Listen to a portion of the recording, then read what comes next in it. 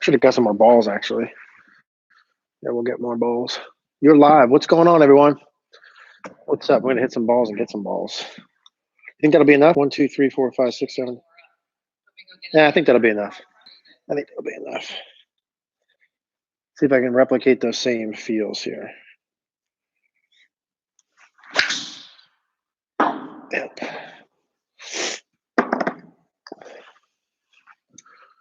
Boop, boop, boop, boop, boop.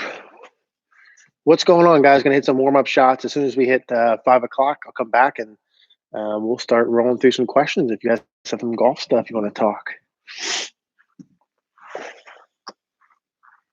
Should reset up my mirror view. Now it just doesn't feel the same. What's that? That's when you were practicing. Yeah. Doesn't feel the same.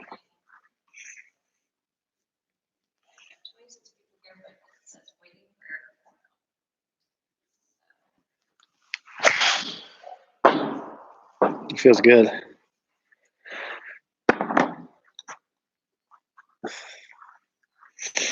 Maybe we'll just do this. Me hit balls. You guys want to see me hit balls for an hour?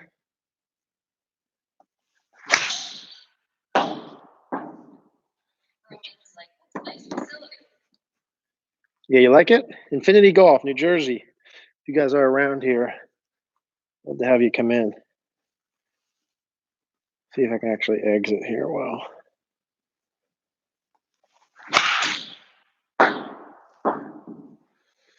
That's not bad.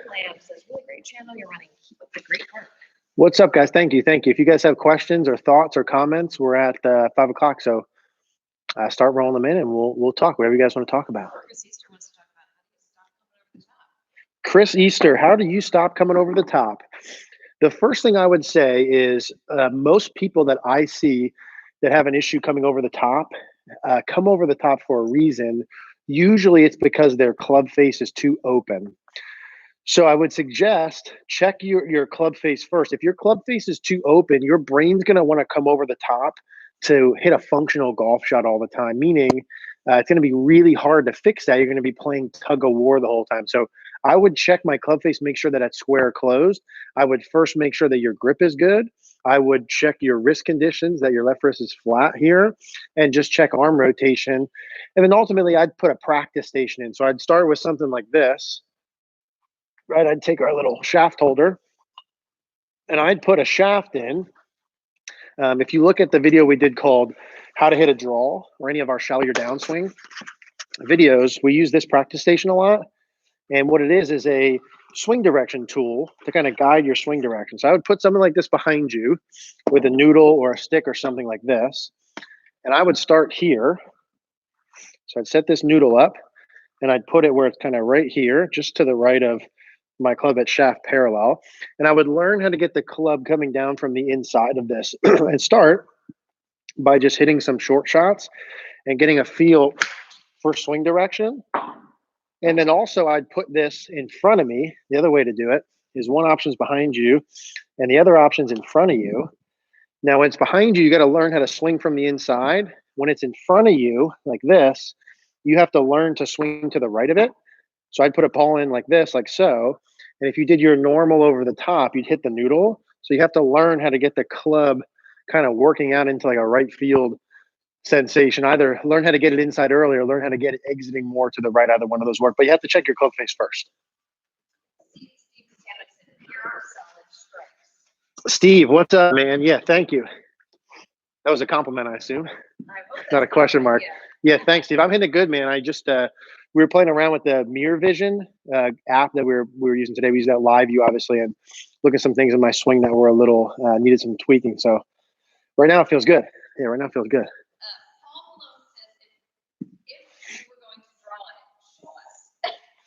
Draw if I was going to draw the ball.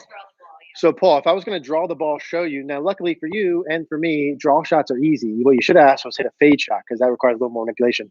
So if I'm hitting a draw, honestly, I'm just making a normal swing. My tendency is my club gets too far from the inside during the downswing. If I wanted to like really draw one or hook one, I would make a couple adjustments. I would take my normal.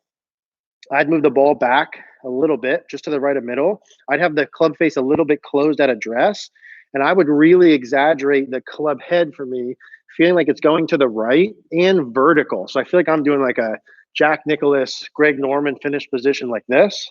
So I feel more here when I'm hitting a hook. And when I'm trying to hit a fade, I feel more kind of down and low and left. So if I'm hitting a hook like this, I'm feeling this, and I'm kind of exaggerating that. And you can't see that because it went into the net, but that was like a perfect little 10 or 15 yard draw. Yeah. I'm not shaking. Can I help you stop slicing? Of course I can help you stop slicing. Who's this? Roman? If you're hitting a slice, a ball that curves too far to the right, your main issue is that your club face is open, period. Okay, so what we need to do is fix your club face to path relationship, and you should do nothing else until you do that. You shouldn't start fixing over the top. You shouldn't fix aim. You should fix nothing other than club face until you learn how to have the balls go straight or even are curving to the left. So you would check grip, forearm rotation, wrist conditions. We did a slice fix product. And I don't say it's to try and like pitch you to a product. You got to fix your club face. But we did a slice fix product that guides you through this whole thing. There's training videos. There's an ebook that we wrote. This is our first product we did. So it's a ridiculous amount of stuff. For, is it $57? Yeah, it's like just under 60 bucks, like 50 some bucks. If you go on, can we put the link in? Yes. We'll put a link after this is done, when this goes live. I would get that. It's like 50 bucks. It guides you through exactly what I would just tell you right now. And you get an ebook, but you have to fix your club face first. They want to search slicefixtrainingprogram.com. Yeah, if you search slicefixtrainingprogram.com, Mary put that little thing there all by herself. Slicefix Training Program, and I genuinely, that will help you if you actually do it. Neil says, Eric, what is your take on the Jim Hardy one plane swing? So Neil says, what is my take on the Jim Hardy one plane swing? I like it. I think in reality, when we measure golf swings, one plane meaning the plane of the club that I start on, like this line here, the club just kind of staying up that line and coming right back down that line, right? I like it. It's really good in theory. The technology we have now that can measure swings says that the club, it's not reality. The club doesn't really stay on one plane. It's actually changing planes all the time, but that's kind of technical babble. I like it. I like the idea of not a lot of work. Okay, for a lot of you guys, getting the club working up to here, keeping the club head a little bit more behind you, and coming back down will be easier. Are there benefits to a two-plane swing where you get the club more down the line here and kind of lay it back down in transition? Yes, there's speed benefits, there's height benefits, there's other things. But if you're not practicing and playing on a regular basis, that may be more difficult than just getting it on one plane. Miguel would like to know, or would like you to explain how the trail hand moves in the backswing: rotation, flexion, or extension. Trail hand during the back, Miguel? Miguel. Trail hand during the backswing, how it works: rotation, flexion, and something else he said. So how the trail. Rotation, flexion, or extension. Oh, gotcha. So how the right hand works during the backswing. So the first part is flexion this way, like you're doing a little forearm curl. There you go. Or extension this way. Flexion, extension. So during the backswing, when I take my normal setup, right, and I set up like this, my right hand is going to be basically flat at address. From here all the way to the top, okay, I'm going to be going from a flat position into a bent back position or a extended position. I'm going to do it gradually from setup. I'm not doing it a ton in the first foot, but I'm gradually doing it. At first parallel, there's a good amount of extension already right here. And then I'm pretty much fully extended by the time I get to left arm parallel, meaning my right hand is bent back pretty far. And I'm going to keep that bent back all the way to the top. So I'm going to keep that right hand bent back all the way to the top. We did a video on the right wrist where I said, hey, you can bend your right hand back as much as you want to, as much as humanly possible. Can you overbend that? I don't think so. I think you can bend that back as much as you want to. And then you can maintain that or increase in transition. How much does your right arm rotate depends on what you want to do with your shoulder. The more my right arm goes into supination or palm up, okay, the more I have that motion, the more it opens the face and the more it makes the club go inside and laid off. So the more my right hand goes palm up into supination during my backswing, it opens the club face and it makes the club go more laid off. If I had my right hand go this way, palm down, right? Or pronation, when I go this way, this would keep the club head more out, club face more closed, and it would go more down the line. So you're looking for a happy medium of that arm rotation if you want to just get neutral to the top. You don't want to do a ton of it in the takeaway. So I'm not doing a ton of it here. It's mostly happening from here to the top. Phil is asking if you're using a launch monitor when you hit balls indoors. Phil, am I using a launch monitor when we hit balls indoors? We do. I have a TrackMan charging in a different room. But when I do lessons and stuff, I have a TrackMan. I got it maybe, where did I get my TrackMan? 5 years? No, it was more than that. It was maybe like 4 or 5 years ago. 2 years ago. I think it was 5 years ago. Mary, I think it was 3. So we'll say it was 4 years ago. And yeah, I love it, man. I love it. It takes any of the guessing out of play. And it really guides in terms of what you need to do. When you watch video, it's easy to watch video and pick stuff apart and work on stuff that's not that relevant. When you pair it with a launch monitor and you know what you're looking for in there, it really helps you hone your focus on the things that actually need to change. So I love it. Would love an explanation on how to match club face to body turn and forearm rotation in the backswing.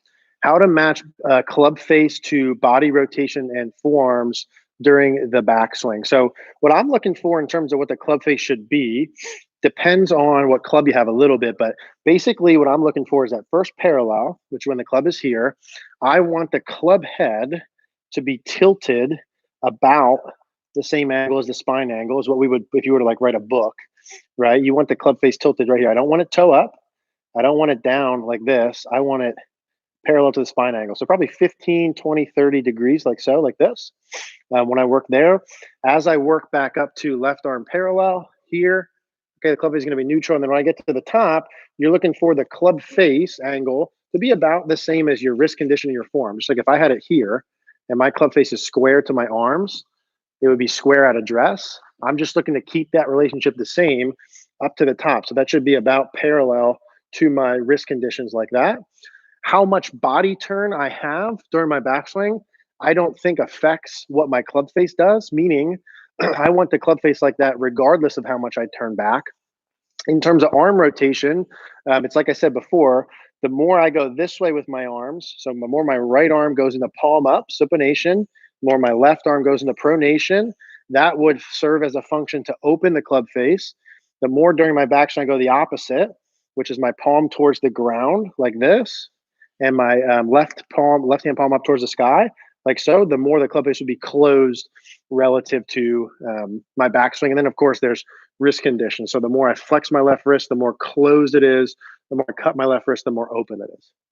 Anthony of SC, who's been here like every episode. So Anthony of SC, what's up, dude? 10 6, too big of a divot with my 36-yard wedge shots. Definitely not using the bounce, and I have too much shaft lean. To get rid of this shaft. Anthony, too much shaft lean, too big of divots from 30 to 60. What I would start with is 2 concepts. Number 1, you need to feel, okay, here's my setup position. This is a common thing I see amongst good players. I want you to start with the shaft straight up and down or just slightly leaning forward. When you make a backswing, you need to feel like you're throwing the club head right off the bat. You're going to feel like at impact, it's like this. So almost like the shaft is like leaning backwards. You're going to feel like you're throwing the weight of the club early and letting the club head pass your hands. It's going to feel very flippy. That's number 1. Number 2, what you need to do is take an object and put it in front of the ball so you can learn to clip the ball off the turf and miss the object. So I would take something like a head cover or a noodle or a club, and I'd put it, let's say about a foot in front of the ball, kind of flat down. And I'd be hitting these shots and I'm trying to pick the ball off the turf without my club head hitting this little mark in front of me. So I'm really trying to pick the club head up as you go. You're going to hit a couple thin there in the beginning, but the big concept is to throw the club right away. And it's going to feel flippy and weird for you, but you need to feel that to get out of the shaft lean part. That's where I would start with. Matt wants to know, will the squat and rotate move put too much torque on the lead knee and pressure on the lower back? Will the squat and turn move put too much torque on the lead knee and pressure on the lower back? No, the reality is a golf swing is just not good for your body. And I don't have any solution for that. And as far as I know, there's not a solution. But I get the question. I see what you're saying. Like, is that more strenuous on your body relative to just a normal motion? And my answer is no.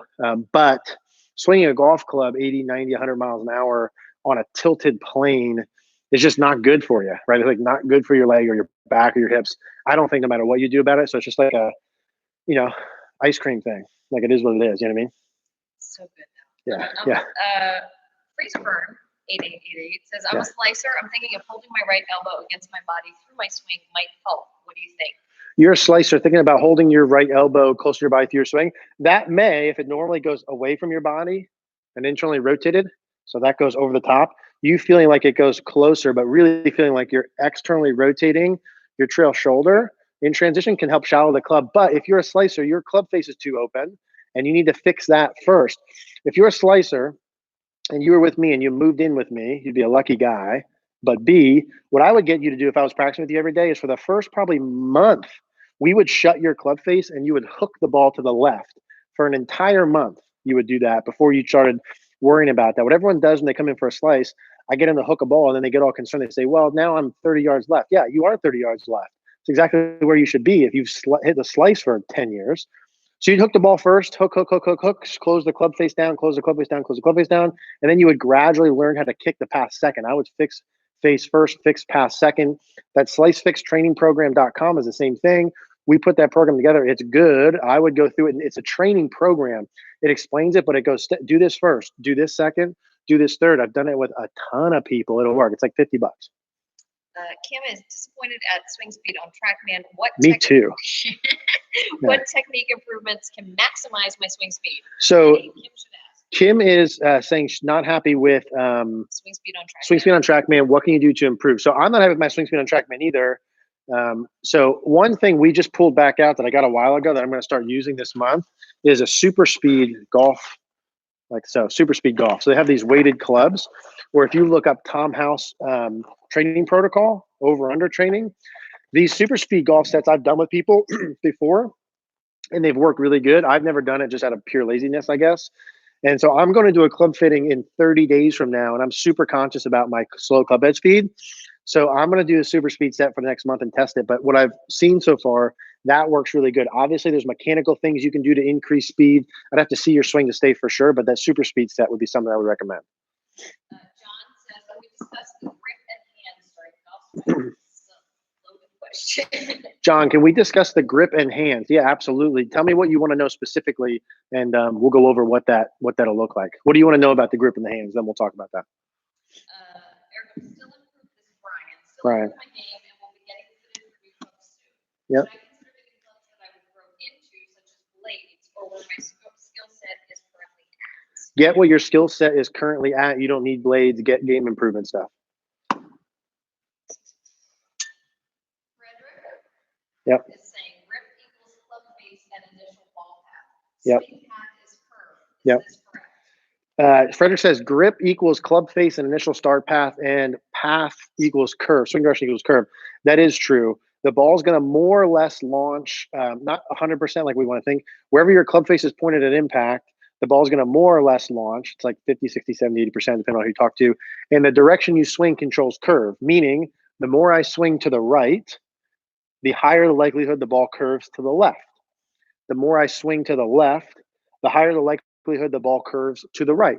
Where the club face is pointed at the moment I hit the ball will dictate most of where the ball starts, left or right.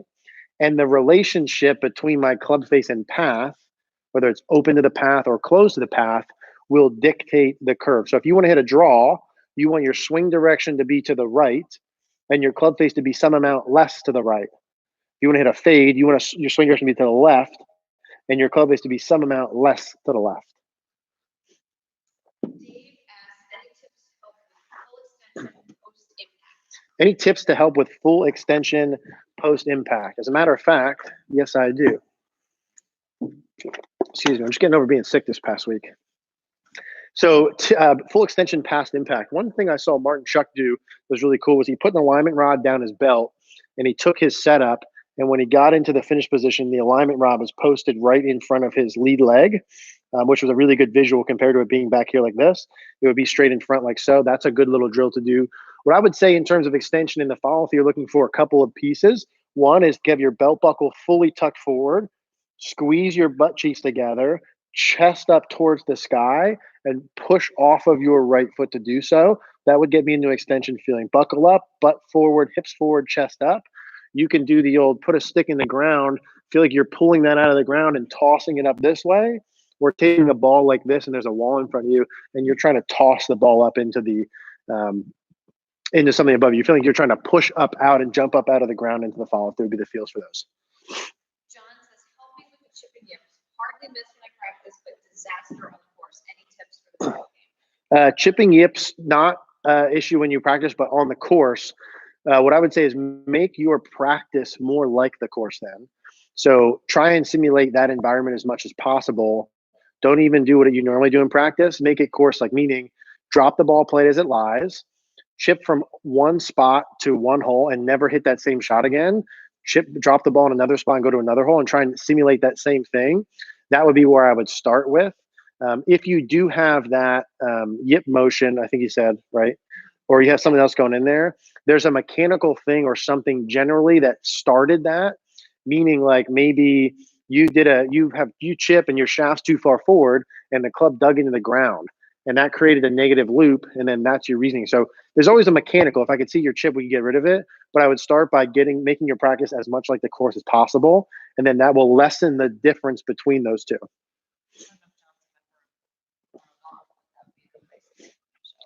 Yeah, I don't know if you are a member of Cogorno Golf or who is here or not, but we have a lot of stuff on the site that goes over how questions like that come up and practice stuff. We have a Facebook group where people ask questions, and I am talking about these things a lot more. We're also doing a 7-day free trial for CogornoGolf.com, which at some point in time we might go a little bit longer, but right now it's 7 days. If you guys want to check it out, there's a lot more chipping stuff there and practice stuff there as well for you if you want to do that. Yep. Thank you. Robert, love my shoes. They are Under Armour. I don't know what they actually are. They are Under Armour. They're Under Armour these. How's that? Woo, woo. I don't see them anywhere. Oh, here we go. Under Armour, made in Vietnam. Nope, I don't know. I don't know what style they are. But thank you. I'll take it. Can you go over the right elbow details after you put your shoes on? Right elbow details. I can't believe there's not a like a type or something. Right elbow details. Did they say backswing and downswing? Does not say. Okay. It says right elbow details. Right elbow details. Yes. So when I take my setup position, my right elbow is going to be some amount, or my right arm is going to be some amount bent. I don't want it fully straight. I don't want it 90 degrees. I want it probably about halfway in between the two. At setup position, my arm and shoulder can be rotated this way, palm down, or this way, palm up. I want it about halfway up, slightly towards palm up. So here's neutral. Here's palm down. Here's palm up. I don't want it straight like this. That'd be too weak of a right hand grip. I want it slightly turned towards palm up this way, which would be supination for those of you paying attention. When I go from here, my right elbow, by the time I get to first parallel, should bend about 30 degrees. At first parallel, bend about 30 degrees. At second parallel, left arm parallel, the right arm would bend about 60 degrees, bent about 60 degrees. And at the top, it'll be bent about 90 degrees, bent about 90 degrees. So it's kind of bent, 30 degrees, 60 degrees, 90 degrees in terms of how much bend it has like that. I'm going to have some amount of supination of my right arm during the backswing, depending upon what I want the shaft to do. How much or how little depends on where you want the shaft to go. He didn't say backswing, downswing, right? No. And then downswing from there, I'm going to be 90 here like this. I'm going to try and maintain 90, maybe be a little bit wider, be more towards 120, more towards 150 down by impact. And instead of having full supination here at the top, I'm going to maintain some of that, and then I'm going to have a little bit of pronation, but from about P6 at and through impact. Close club face. How's that little tutorial on the elbow there? Stevie is asking, how would you teach your student to hold the putter? That's a good question. How would I teach my student to hold the putter? Putting, which is my least favorite thing in the whole world, next to traffic and people who complain about stuff. But putting would be number 3. I would rather have someone putt And putting's my least favorite because I hit so many darn greens and have 15, 20 footers and never make them. I would have someone hold their putter more in the middle of the hands, so more in the palm than like a full swing. So meaning if I took my normal full swing grip, it would be like this. Notice how the angle of the shaft is on a much different angle than my forearms. The more I put my putter in the palm of the hand, here's a normal grip. Here's a normal grip. The more I put it up like this, that's a good visual there. The more I put it up like this, now I can match my forearms. See how that matches my forearms there like that when it's in the middle? Here's me not matching my forearms, two different angles. Usually club face control issues. So I'm starting someone out, it's more here in the palms. So it sits more like this in my palm and more like that in my right hand. It doesn't be perfect with my forearms, but somewhere along the lines of my forearms is what I'm looking for. So more palm grip. That's a good question. Tips on right knee stability. Tips on right, Mr. Mark, right knee stability. So it depends on if we're talking backswing or downswing, but if we're talking backswing, if you normally have a right knee that goes too far kind of out this way, that's usually associated with a hip that kicks too far to the right and doesn't turn enough, like so. You can put an object like this, if you have that problem, behind you by your right leg, if that's your issue. And what you want to feel here is I have this by my right leg. Instead of that right leg kind of breaking down, my hip going to the right leg. So I want to allow that right leg to straighten some. I want to let that right hip turn back this way. It's going to feel like your right leg is more straight and you have a lot more hip turn than normal. That would be what I'd say right stability for my backswing. If you're talking downswing, this is a little secret drill of mine that I think we actually did a video. Maybe it's not secret. It's actually not secret. It's not, yeah, it's not secret at all. Anyone who really extends or has an issue of coming up, popping up on the right foot, we'll do another video on this probably soon. We'll do, so I put a noodle like this in front of my right leg. Now during my downswing, if your right leg's not stable and it goes too far this way and kicks up, you would put this noodle here. And what you want to do is keep your right knee on the inside of the noodle the whole time. You'll feel like you have more depth of your hips and it'll stop that early extension pattern. I'm going to hit one and see if I can still do this. I used to do this a bunch and I felt really good. And then, I don't know, I stopped. We can go on the next one. Yeah, it feels good. Is strong grip for forward shaft lean and compression into the ball? Is it beneficial? How important is strong grip for forward shaft lean and compression? Is it beneficial? Yes. So the stronger my grip is, the more closed my club face is when it gets back to flat. The stronger my grip is, like so. See how my grip is strong and the club face is neutral? If I just flatten my left wrist out, look how closed that is. So how do I take that closed club face and still hit a ball? I push my hands forward, right? So I need shaft length.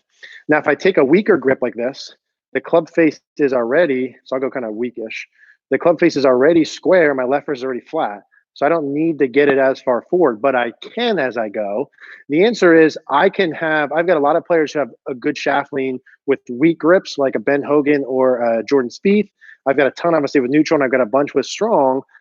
I don't mind, especially newer players having an overly strong left-hand grip to learn because they have to get the shaft forward so the club face isn't too close. So you can sort of organically learn it. If you watch a lot of good homegrown swings that have a stupid strong grip, like just ridiculous, who's a Tommy Two Gloves type of thing, and you watch that player at impact, dude, they're like, whoa, way, a ton of shaft lean in rotation, just naturally automatically. So I like a strong grip.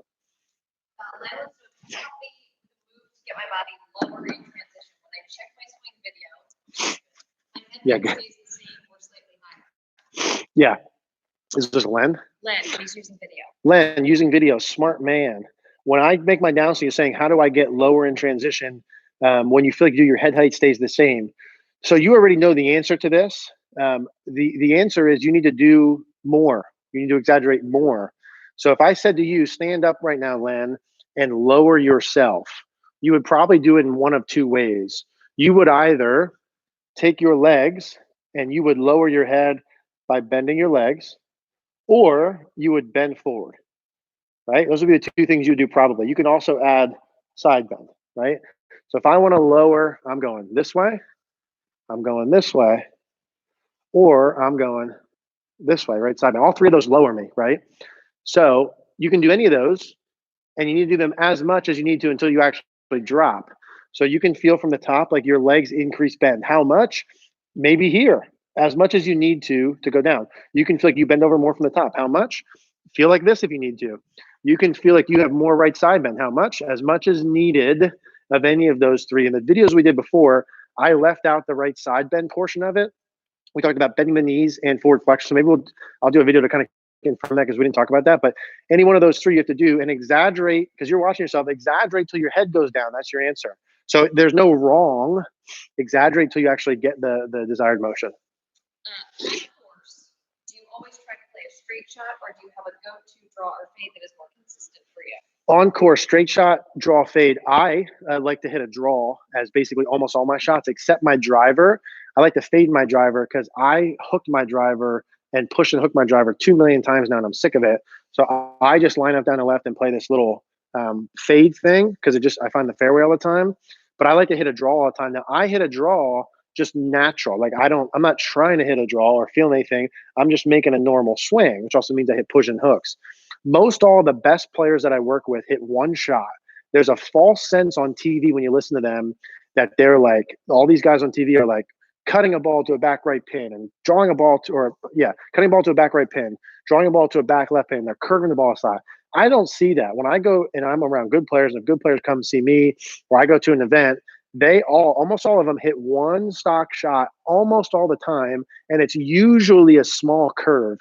Guys like Bubba curve a lot, but if you go on a web.com or a mini tour or a PGA Tour player or come see some of the college kids and high school kids that are good, they hit one curve almost all the time, and it's small. So you got to get out of this. Don't buy this idea that they're curving balls all over the place and stuff like that. I wouldn't recommend that. I would do one curve, and then one, if you need to in the beginning, hit a big curve until you learn one. Like anyone who's watching this who shoots over 85 on a regular basis could learn to hit a hook. Okay. I have so many people, me included, who learned how to hit a hook and took that to shooting in the 60s. And I had a problem with hitting hooks, but you shoot under par and then you learn how to make the curve smaller over time. Or if you hit a slice, okay, at least it's predictable, turn it from a slice into a fade. Okay. And hit one shot all the time is the easiest to score with. Samuel's saying, slice the driver and hook the irons. What's the most common cause? Slice the driver and hook the irons, most common cause. Yeah, that's tough. I'd probably have to see that. That could be that you're just hitting your driver on the heel and it's gear affecting it to the right. Your ball position with your driver could be far too far forward. If you're hooking your irons, then your swing direction is probably okay. Maybe you have a club face issue. And then you with the driver, it could be that your face is so shut, you normally hook it and then you're holding it off. That's a tough one for me to give you a black and white answer to, unfortunately. If I could see your swing, I could show you how to do that. But yeah, that one's tough. That's another thing with Cogorno Golf I want to mention. You guys are seeing all the stuff that I'm posting out there. If you guys join the Cogorno Golf, we have a Facebook group where you can post your swings up. To me, that's the main value of it. You can post your swings and ask me questions over time. And then like right now, if you just ask me that same question and I have to give you a shitty answer because I can't see your swing, if you were in the group and you posted your swing, I can say specifically, here's why you do this. Here's how you fix that. Here's the videos on the site to go watch. That's why we created the site on there. Right? I don't care so much about the 20, 30 bucks you're going to pay for it. I want to help you guys do that, but I need to see your swings. Somebody hit one. Peter. Best tip for avoiding shanking would be to take a box or an object and put it outside of the ball where you had like a little gate that you had to hit. So I'd do something like this. I'd put a box here. I'd put the ball, maybe not even a full club, maybe an inch or two outside or inside of it, and learn to not hit the box. Some things I would look for would be make sure at a dress position, you don't have too much weight working towards the toes at any point in your swing. Unfortunately, that might mean you're back on your heels and then you go forward. You might be forward and go back and go forward, but you're trying to avoid weight on your toes in the follow through. I'd put an object outside of the ball. I would feel during my downswing, I'm getting my weight going way back to my left heel and way back towards my heels. And I'd be taking the hands and the butt of the club and ripping them up and to the left on my way through. So I'm box outside of the ball, weight back to the heels, ripping the grip to the left, starting short. You're probably going to hit a couple of toe shots in the beginning and then work your way from there. It's going to be two-part. Two-part question. First part from Tom. Yeah. My fault is shifting weight to the left immediately from the top of my backswing. My left shoulder goes high and I get trapped. Yeah. I've been asked to feel like my left shoulder is going low and left from the top of my backswing. Yeah. But when I film myself, I'm dropping my head. Any tips? So Tom normally goes too far forward and too up. He's trying to feel more down with the left shoulder in early transition, but when he does, the head is going back to the right. Did I hear that correctly? Or dropping his head? Dropping. Yeah. So you are very much okay and allowed to drop your head. So that's okay. You don't need to try and fix dropping your head. In fact, most all good players, relative to the height of their head at the top, as they work down, will drop their head sometime. Comically, for a while on TV, people used to look at Tiger's swing and say he's not hitting it well because he drops too much, which is not true. He was too far behind him with the club and stuck. But no, so dropping is not a problem. I would say you don't need to fix that because it's not a problem. You should feel like your left hip and left shoulder are working down as you work forward and around if you normally go up too soon. That's a good feel. Jeff has a question which makes me think it's something. Yep. How many rounds are a set of golf grips good for? That's a good question. Jeff asked, how many rounds are a set of golf grips good for? When I was playing growing up, I never changed my grips, and people used to give me slack for it. My grips were like slick, dude. You can almost I couldn't even hold on to the club. That was probably like 3 years a pop. I mean, I get my grips changed if I'm playing once a year only. I know a lot of the players that I see or work with might do it several times a year. To me, if you're playing a normal amount of golf, if you change your grips once a year, that should be fine. That's what I would say.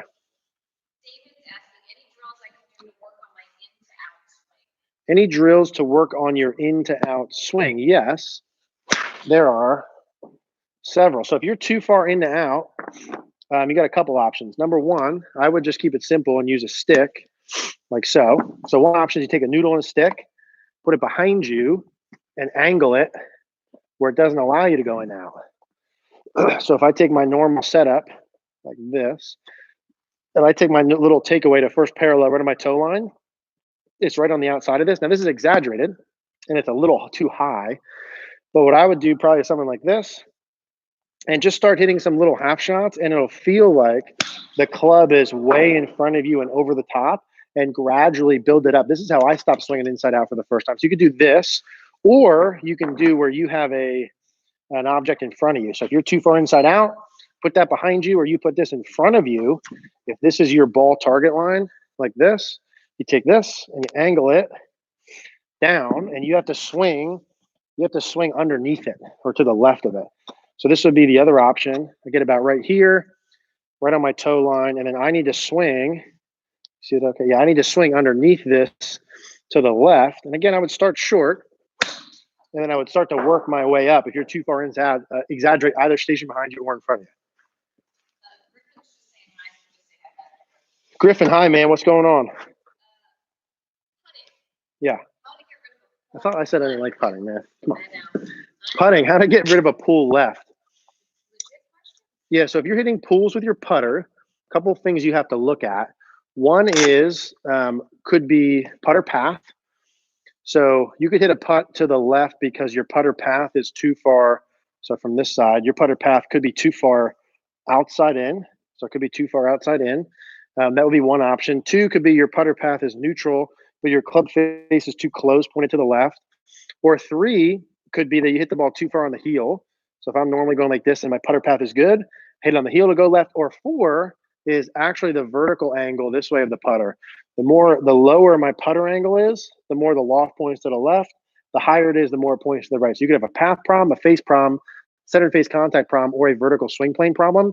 What I would do is look at our videos and do like some form of a gate drill or Vizio putting mat and ensure first that your path is good. So if I had a ball down here, you'd put tees on the outside of the putter, 2 tees 4 inches behind it, 2 tees 4 inches in front of it, and just get that putter flowing on a good path first and make sure it's not that. And then I would check centered face contact. And if those two things are good, if your putter path is good with a training aid and you're hitting it in the middle of the putter, then you want to look at your aim at address and then your swing plane. So I would start with path and face with a station first. Eric is asking, just saw your Instagram post on the Mirror Vision app. How'd you like it? I know you're a big proponent of getting on video. Yeah. So Eric, I just posted a thing on Instagram. Those of you who are on here don't follow me on Instagram too. You can come on Instagram, post some stuff on there that I don't post on here. What is my Instagram? Eric Cogorno. It was just my name. Really went out on a limb and switched it up there. So I posted a video of using that Mirror View, Mirror Vision app, I think it is. It was awesome. It was awesome. I promote the Live View a ton because it's been the best product out that lets you watch your swing. And it's even me, like literally Mary and I were doing it today.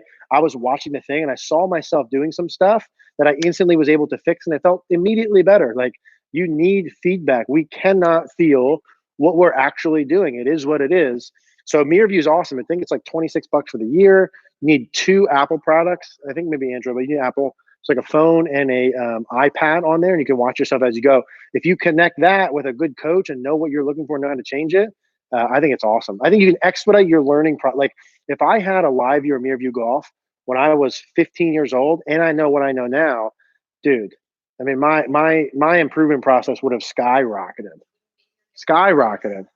But I probably still wouldn't have putted that well, and I'd still be here. But Remy says, all your great videos give me more stuff to work on. How can I get focused in my training?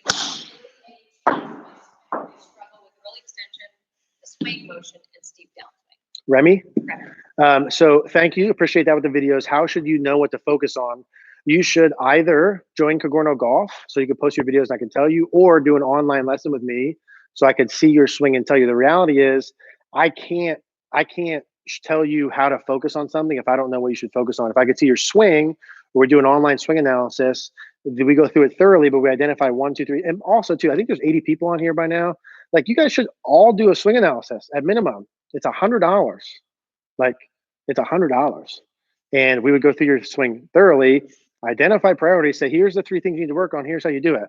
The fact that not everyone does that to me is kind of like crazy. Think about it, $100 versus how much time you watch YouTube videos. Doesn't even need to be with me, but like do an online swing analysis. So that would be the answer in terms of how to focus in on the actual one. You got to understand on YouTube, we put so many videos out, like no way you should be like on what do we do? Wednesday, Friday. On Wednesday, I'm going to try this tip. And on Friday, I'm going to try this. No, you should like watch for entertainment purposes because I'm an entertaining guy, but pick the 1 or 2 things that you should focus on and be doing those. So yeah, I'd love to help you guys that want to do that. But I need to be able to see your swing to identify priorities. Can you give me some tips on the process of implementing a swing change? Moving past information on how the body should be moving. Yep. What are the best ways to rewire your muscle memory? Yeah, so how to practice when you move beyond the mechanical part. So we did a video on called the perfect practice routine, if you want to search that, which is how I would recommend divvying up a practice session. It's a 100-ball set divided into 4 25-ball sets. You warm up and practice wedges for the first 25, practice mechanics for the second 25, do skills for the third, and then you do course like for the fourth.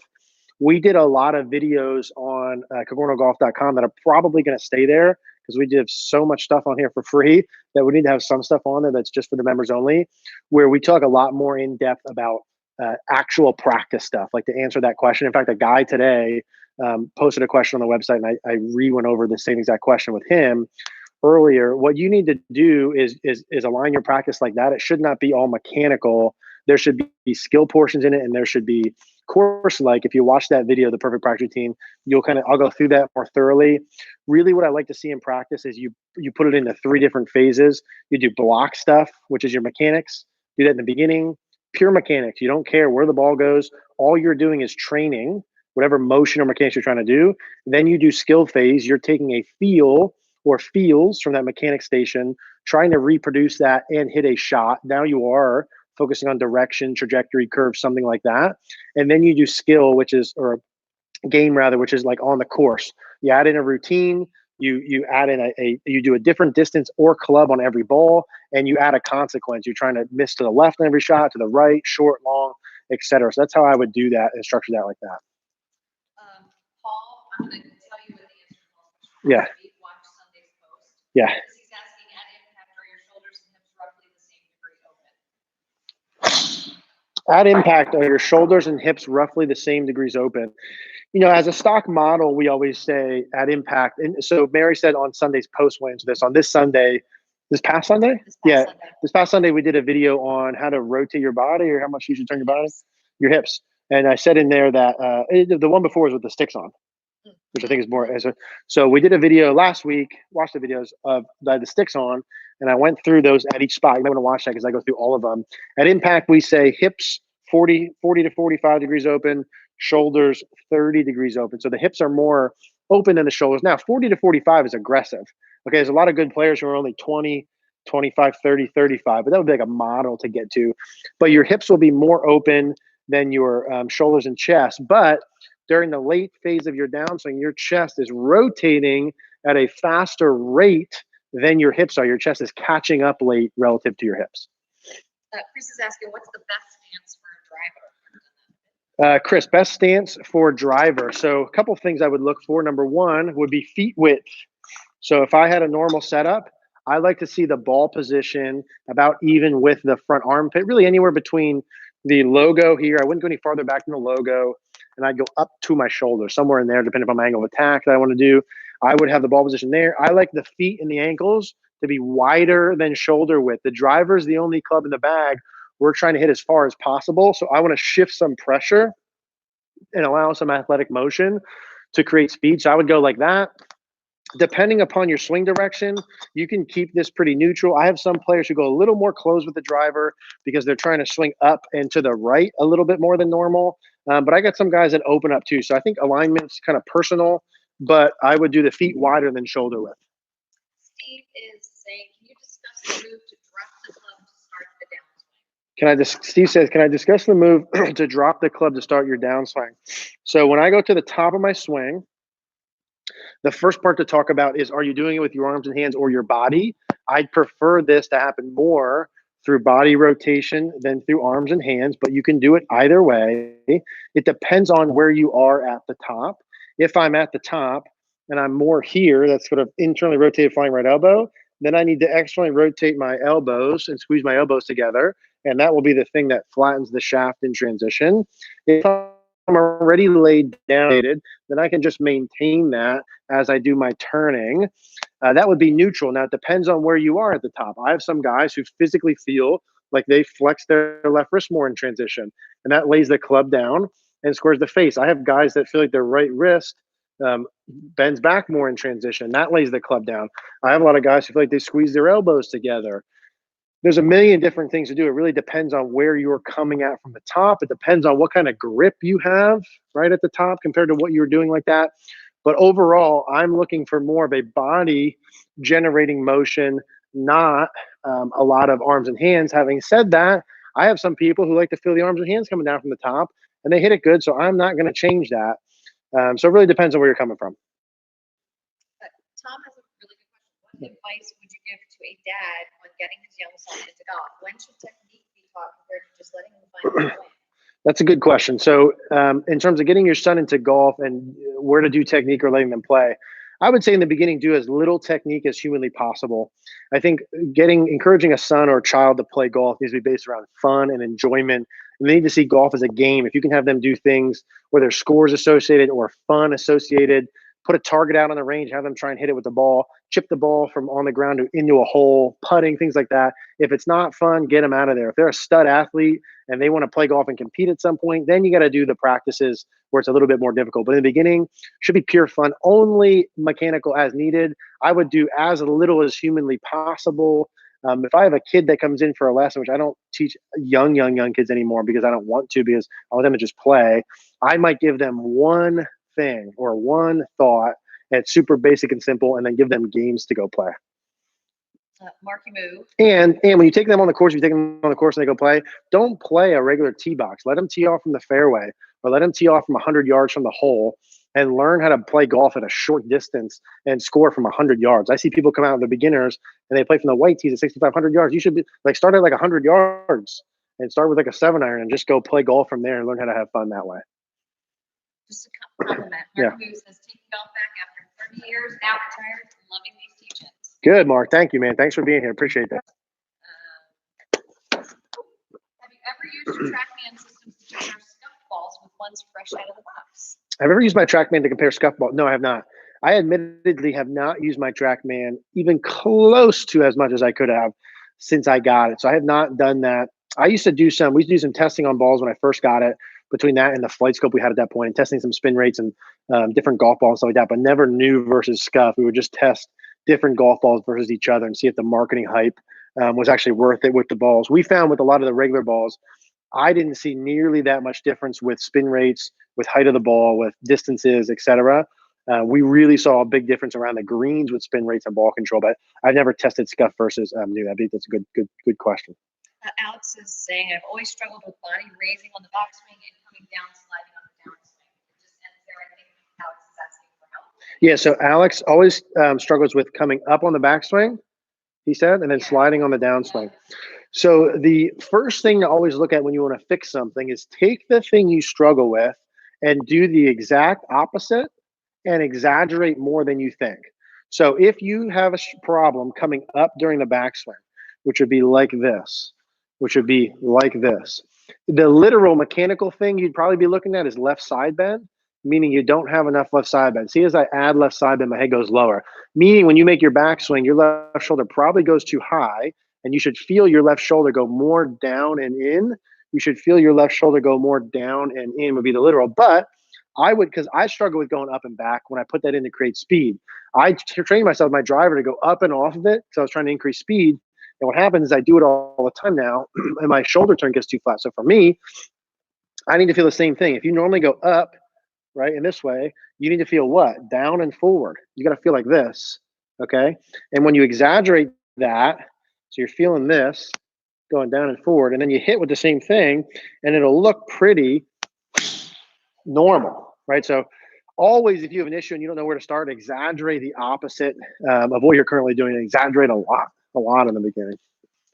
Hey, Eric, I have a problem with topping the ball. What tips or advice would you give me to stop topping the ball all the time? Almost every time I hit the ball, it skids a little grass. Topping the ball all the time, there's multiple things that could be at play here. Usually the main things we're focusing on here are going to be wrist structure, this way, arm structure, and where your body is. So if I, without seeing you swing, of course, if I wanted to prevent someone from topping it, I would first ensure that their body's working semi-properly, meaning focusing on two things: getting enough weight onto your lead side. The finish is a basic piece, right? Getting enough weight going forward, not hanging back to the right would be one. Two would be making sure I'm fully turned. So I would just check and say, hey, when I hit a little half shot, am I 90% on my left foot and fully turned towards the target? If yes, then I would check arm structure and wrist conditions. I'd say, are my elbows really bending and I'm shortening the arc like this on my way through?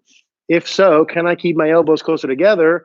Use a tour striker ball or a little Nerf ball at home and put it between your arms and learn to get the club head clipping the grass with that. And then I would check wrist conditions. Do you have enough hinge?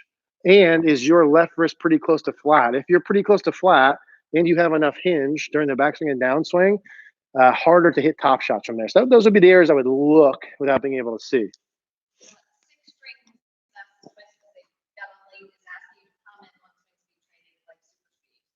Yeah. Yeah, so Six String asked about club head speed, swing training, and super speed golf. I like super speed golf. I have it over here. I don't know if you can see it from there. We just brought it literally back out today. It's funny because I'm talking about that. I'm going to do a driver fitting at Club Champion. We're doing a little thing with Club Champion. If you guys ever been to Club Champion, interested, if you guys comment below what you think of Club Champion or your experience. We're going down to do a little thing with them in like a month. So I need to test my club head speed. So I am going to do the super speed set for the next month. I've done it before with players and saw really good results. I like it a lot. If you look up Tom House, he does over-under training. It's basically the same sort of stuff like that. Works good, right? I've done it before in different sports. So accelerating, decelerating type of training is good. Of course, there's mechanical things that you could swing faster, but I like the super speed set a lot. We're going to do some more stuff with that moving forward. Nick's asking, what's the best drill for eliminating early extension? Best drill for eliminating early extension. Number one, I would understand that when I early extend, what's happening is my legs are straightening, my chest is getting farther from the ground, and my butt goes in.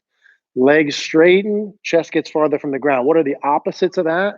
Legs bend, chest gets closer to the ground. So I would feel the body motions of you literally feeling like this in transition. If you normally go this way, you're going to want to feel like this. Okay, how ridiculous does that look? That's how low you need to feel to get normal. We have a bunch of videos on early extension, so I'm not going to go more into that because we only have like 5 minutes left. But if you watch any of the videos, you'll see exactly what I think. There's some drills like I did before with the noodle in front of your right leg, and you learn how to miss the noodle, right? So if you were to do one of these, it's really good for early extension.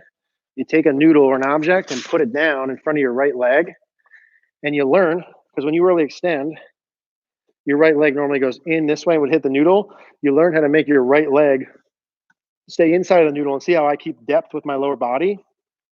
When my lower body stays back, my upper body stays forward to balance it. When my lower body goes in towards the ball, my upper body comes back to balance it. So it's all balance points. We did a bunch of videos on that. So if you watch our latest videos, I'm confident that you'll see, that feels really good, that you'll see, and that'll answer your question better. Samuel makes a great point. Should a 22 handicapper really pay that much attention to which ball to play? It seems like the No. ball would be the least of their worries.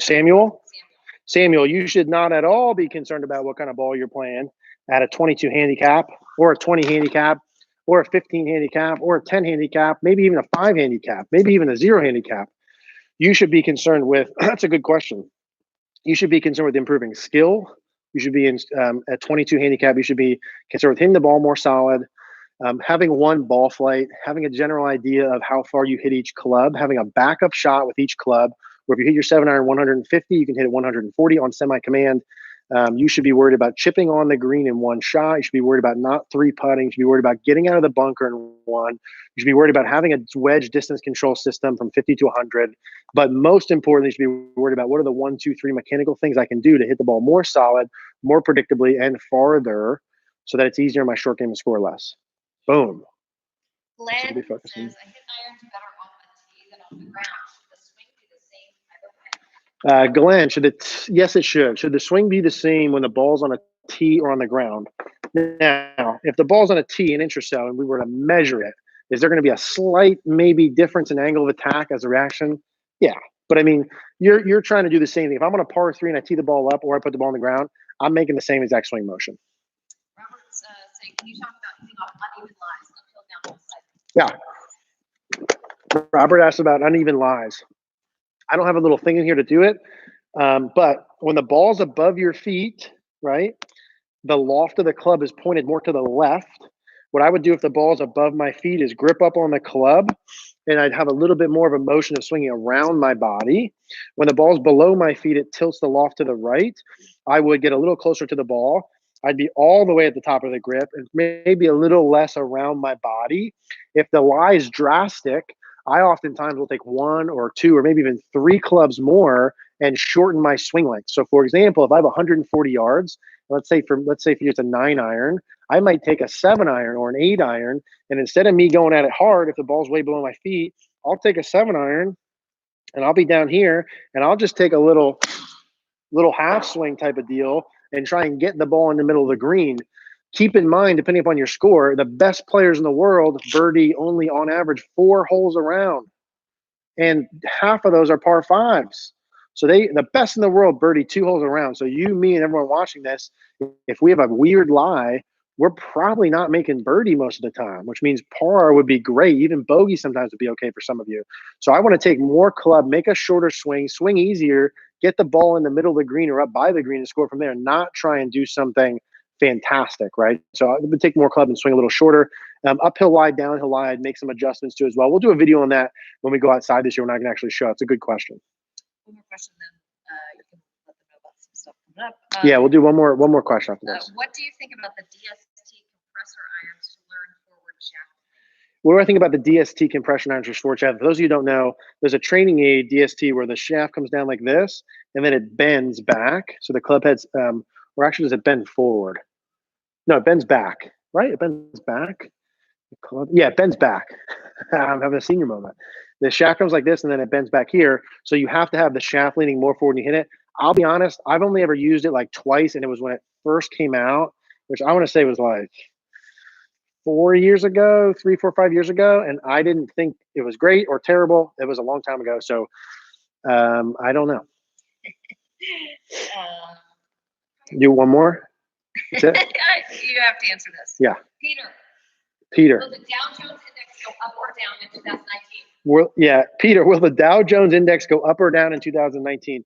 I think, unfortunately, we've been on about 115 or 116 week up with our economy, which, as far as I know, is the second longest up we've had ever, which means that we're going down. So probably, I think in the next like certainly in 2019, that will be going down. Real estate's going down, market's going down like it always does. And then it's going to go down for a little bit, and then it's going to come back up like it always does. So it's going down. But to prepare for that, we should buy some shares of CogornoGolf.com. We have things coming up you wanted to mention. Like to say, we're going to be doing some giveaways in the coming weeks. Yeah, so this live session, this is like our third episode doing this, I think 5th overall, and I appreciate all you guys coming here. I think I just genuinely enjoy hanging out with you guys and talking golf. So we'll definitely keep doing it. We will, as we go forward with this, going to be partnering with some more companies and doing some sponsorships and some giveaways on here. So we'll be doing more giveaways as we go. We'll have some details as we go with that. Anything that I recommend or we give away or talk about, something that I actually have used or would use genuinely, right, that I would recommend for you guys. So we're going to do some cool giveaways when you guys come and hang out, some free training aids, some different things that will come on. Yeah, if you guys have certain training aids that you'd like or don't like, or giveaways that you would want. Yeah, so give us some feedback as always with this. We'll be doing some stuff like that. We still have the 7-day free trial to CogornoGolf.com. And we're going to have a rotation product masterclass. We did the shallow masterclass, and that was awesome. We're going to do a rotation masterclass probably at the end of February or the beginning of March. And that'll be a masterclass you can buy. I'm also going to try something new, which is I'm going to do a 4-week kind of like boot camp or class along with it, meaning you can buy the masterclass. It's like 20 videos on how to increase rotation for like $47. It'll probably be. And then for $99 or $97, there can be a 4-week class with that. So you'll get in a group. It'll probably be a Facebook group. You'll get those videos. I'm going to go live within just that group once a week for the 4 weeks. You can post your swings up on there. And I can actually, all these times when you have questions, say, hey, I don't have to see your swing because I can see it. And so we're going to do something like that too, along with it. It'll be the first time we do that. I think that'll be cool. I think that'll be a good reaction. I think I can help you guys more when I can actually see your swing. So I think that's it. We have anything else? That's what's coming up. Appreciate you guys being here. As always, give us some feedback if there's anything we can improve with this. And we'll see you guys next week at 5 p.m. So see you later.